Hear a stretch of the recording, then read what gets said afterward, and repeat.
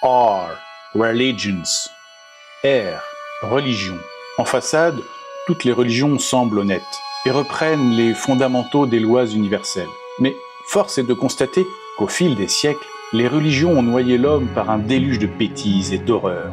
Inquisition, guerre, massacre, extrémisme, viol, pédophilie, mensonge, manipulation, pensée unique, créationnisme, dictature, despotisme, sectarisme, communautarisme sont autant de conséquences à la mauvaise utilisation des religions. Et Dieu dans tout ça, il est bien loin des préoccupations religieuses. Et c'est là le plus grand des paradoxes que l'homme doit assumer.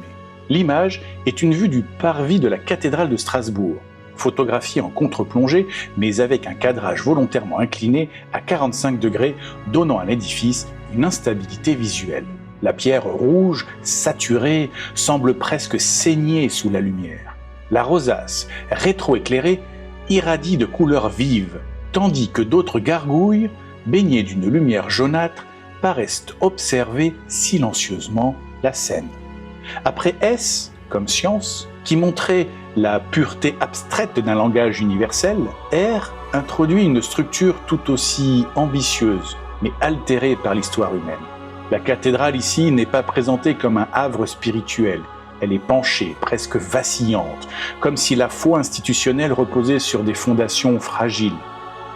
Le rouge profond de la façade convoque deux lectures simultanées. Celle du sacré, du sang du Christ, de la Passion, celle du sang versé par l'homme au nom de Dieu. La religion, dans sa façade, se revendique héritière des lois universelles évoquées dans U et S. Mais la légende rappelle que derrière l'architecture grandiose et le discours moral, l'histoire accumule un lourd passif. Guerre sainte, inquisition, abus, manipulation. Dieu, s'il existe, n'est pas nécessairement impliqué dans ces dérives. Le paradoxe est là. Les structures religieuses prétendent incarner la divinité, mais peuvent être les plus grandes trahisons de son essence. Pencher, l'image n'est pas seulement un geste esthétique, c'est une déstabilisation de notre regard.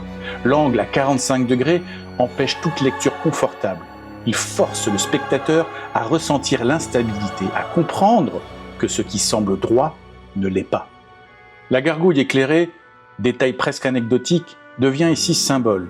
Témoin muet des siècles, elle regarde sans intervenir, comme si la pierre observait les folies humaines avec une patience minérale.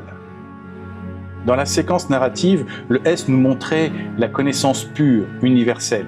R nous rappelle qu'entre la connaissance et l'homme se glisse une institution qui interprète, filtre et parfois déforme cette connaissance à son profit. Ce glissement prépare directement la question de Q. Question. Why? Où l'édifice moral et intellectuel se heurte à la brutalité des conflits.